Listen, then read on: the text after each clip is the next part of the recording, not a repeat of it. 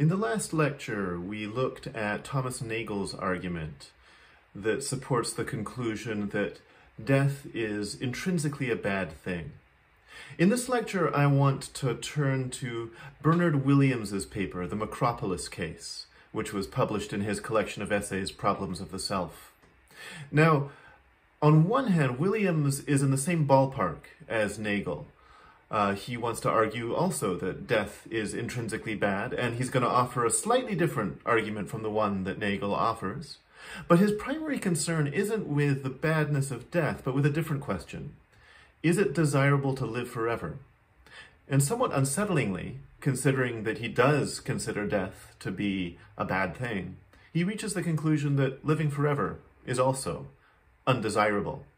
And so his argument presents us with a curious bind.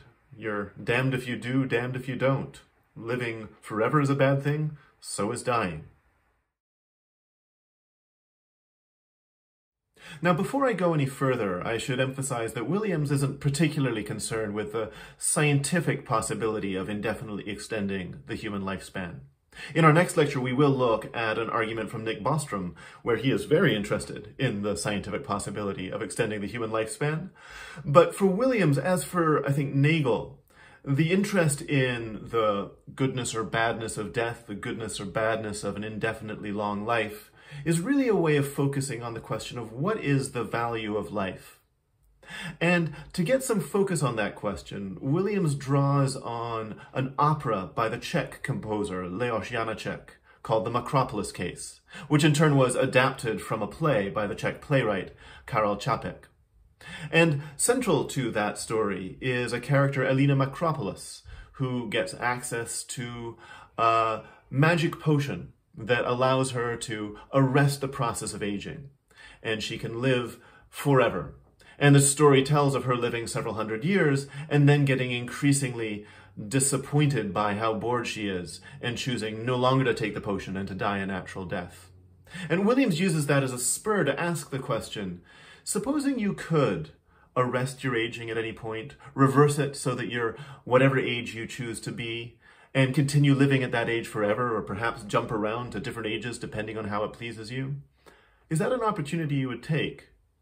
I think many of us would prefer to live longer than the allotted time that we have. But would you want to live forever? It's an interesting question, and I think people's intuitions on this matter are starkly divided. So Williams, in this essay, provides an argument that we shouldn't want to live forever. And in that sense, it's an interesting argument because it might go against at least some of your intuitions, and those of you who already have the intuition that you wouldn't want to live forever, maybe Williams will provide some fuel that you hadn't considered to support that intuition. Now, I'll get to Williams's argument about why immortality is undesirable in a short bit. But before we go there, let's consider the argument that he gives for why death is intrinsically bad.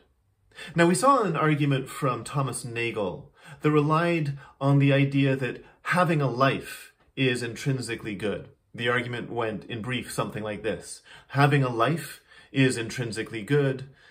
Anything that deprives you of an intrinsic good is intrinsically bad. Death is a deprivation of life, therefore death is intrinsically bad. And I noted at the time that Nagel doesn't really provide a strong argument for why he considers having a life to be intrinsically good. And so Williams offers a slightly different argument. He doesn't want to make any claim about the intrinsic goodness or badness of life itself, but rather focuses on what he calls categorical desires. So what is a categorical desire? Let me give you two examples of things that I want. One is that I'd like to eat something. It's been a while, feeling a little hungry, wouldn't mind putting some food in my belly. Second desire is that I want to travel to Central Asia. I've long had a fascination with the place. I've never been. I'd kind of like to check it out.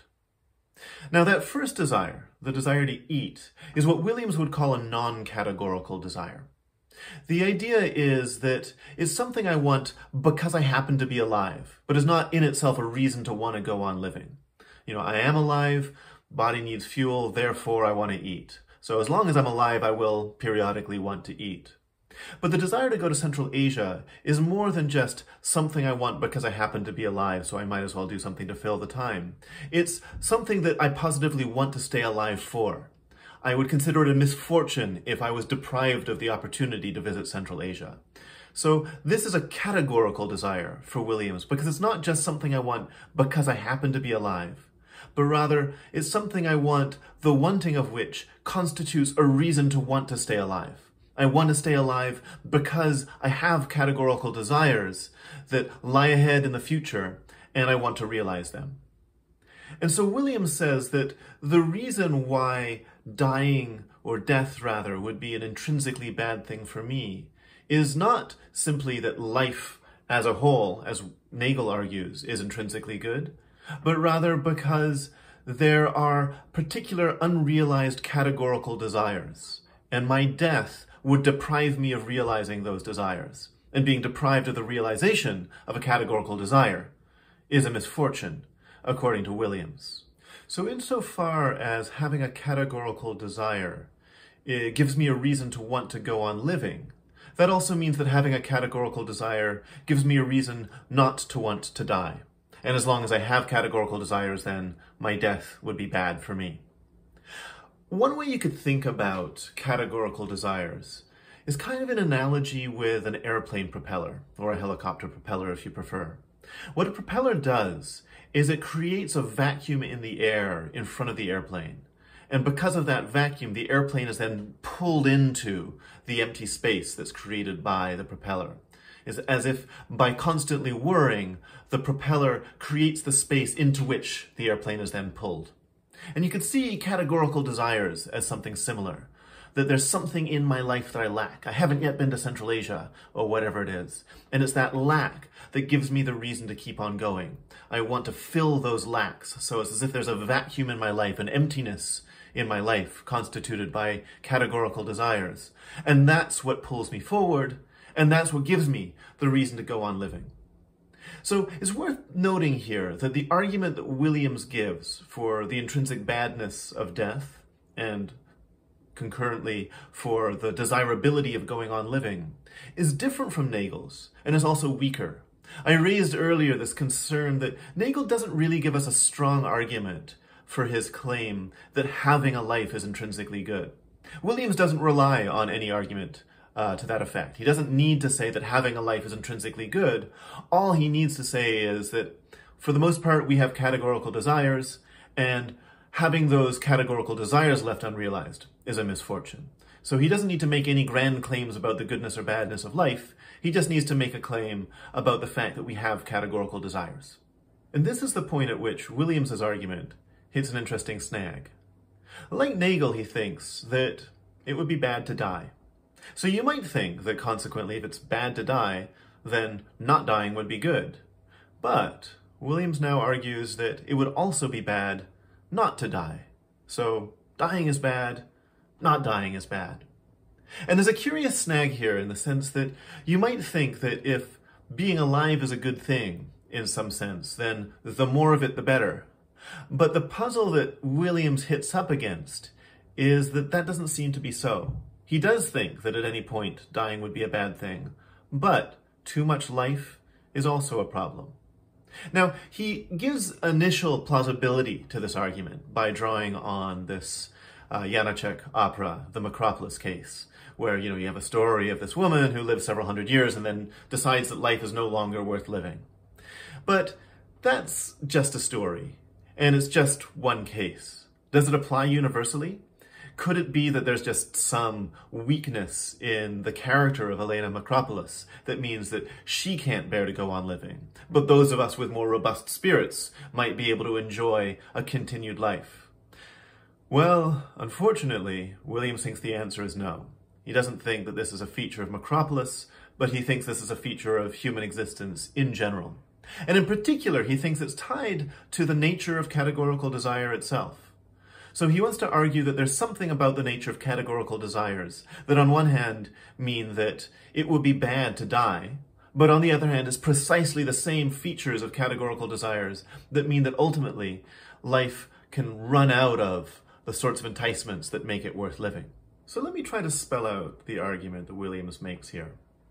One way to put it is to say that I am in some fundamental way a being that is structured by my categorical desires, that who I am is in some sense shaped by the kinds of desires that propel me forward, that give me a sense of things that are worth doing. And Williams's argument, in a nutshell, is that there's a finite limit to how many desires I can have that will, in some sense, make sense to me as the person that I am. Eventually, all the things that can meaningfully happen to me as the person that I am will have happened, and I'll be left literally with nothing to be desired. Let me give you a slightly more concrete example. Supposing I were told right now, you're going to live forever. You're going to stay the age you are, you're never going to age any longer, and you can keep on going for as long as you like. What might I do with that opportunity? Well, I've never really studied biology in any serious way, but I find biology really interesting. And the problem is I only have so much time in my life. I've kind of committed it to other projects, and while I look forward to learning a bit more about biology as I go, I don't think I'm ever going to reach, PhD level of understanding of biology. But if you told me that I could live forever, I could really dive into that interest. I could do a BA or a BSc in biology, go on to grad school, get a PhD, and then I could circle back all over again and do a PhD in a completely different field of biology. I could end up, if I lived indefinitely long, I could learn more biology than anybody in the history of humankind has ever learned. But, eventually the passion for biology might run out. It might run out in one of a couple of ways. It might be that I simply learn all there is to learn about biology. Another possibility is that, it loses its luster after a while. After a few hundred years, I just sort of feel like I'm kind of running in circles. And while, there are a few organisms I still haven't figured out the inner workings of, I just don't really have the same passion as I had before. So, eventually, perhaps my passion for biology might run dry. Okay, so I've run out my passion for biology. That's not quite a reason to end my life just yet. One way you could think about this is in terms of what we might call nested desires. What is it about biology that made me interested in pursuing it in the first place? Like I said, this is something, given my unfortunately not unlimited life, I'm not going to pursue in any detail. One of the things I pursued instead is a study of philosophy. And you might say that one of the things that the study of philosophy and the study of biology have in common is that they're both forms of academic study. And in general, I kind of like academic study. There's a reason I ended up going to grad school in philosophy. So, I've run out my passion for biology, but, maybe then I can really get into philosophy in a way that I just haven't had time for in this life. I'm already well aware that there's far more philosophy to be learned than there is in one lifetime. So I spend several hundred years on philosophy. Maybe eventually that runs dry, but there's still physics around the corner. There's a lot of history to be learned. And so, there's a lot of different areas, that if my interest in biology was driven by a more fundamental interest in studying, well, there's a lot of studying to be done. Enough studying that could take up hundreds, thousands of years. But, maybe eventually, kind of like biology, all of the different areas of academic study will have become stale for me. And that then raises a further question. In the same way that when I was talking about biology, I said, well, what is it that really drives this interest in biology? Maybe it's an interest in study. Maybe there's a higher order interest that drove the interest in study. Perhaps more generally, I have an interest in exploration. And academic study is one way of feeding that curiosity. But there are other ways of feeding that curiosity. Travel is one. I mentioned earlier that I have this desire to travel to Central Asia.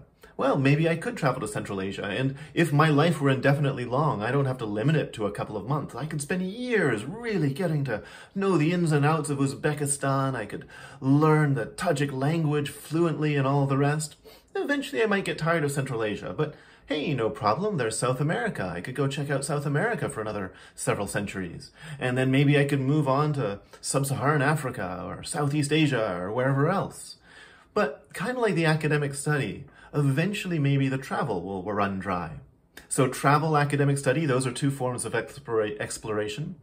There are other forms of exploration. Maybe I could find others. And maybe eventually I'll have done all the exploring. I'll be explored out. But maybe there are some higher order desires within which that desire for exploration is couched. So you can see here that it seems like there's quite a lot of stuff I could fill my life with. But within that sense of there being quite a lot of stuff I could fill my life with, there also seems to be some sense of a limit lying out there. that it might be that eventually all of these passions and hobbies and desires really get kind of worked through and worked out to the point that I'm kind of done with them. So this presents us with a question.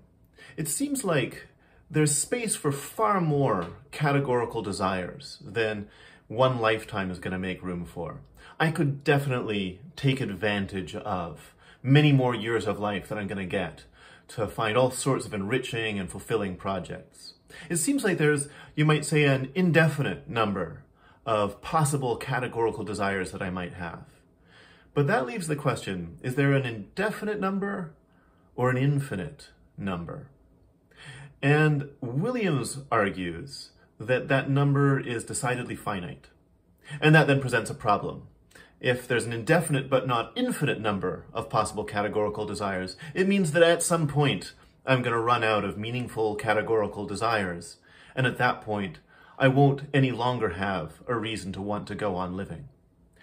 Now, what does it mean to have meaningful categorical desires? And why does Williams think that I don't have an infinite stock of potential meaningful categorical desires?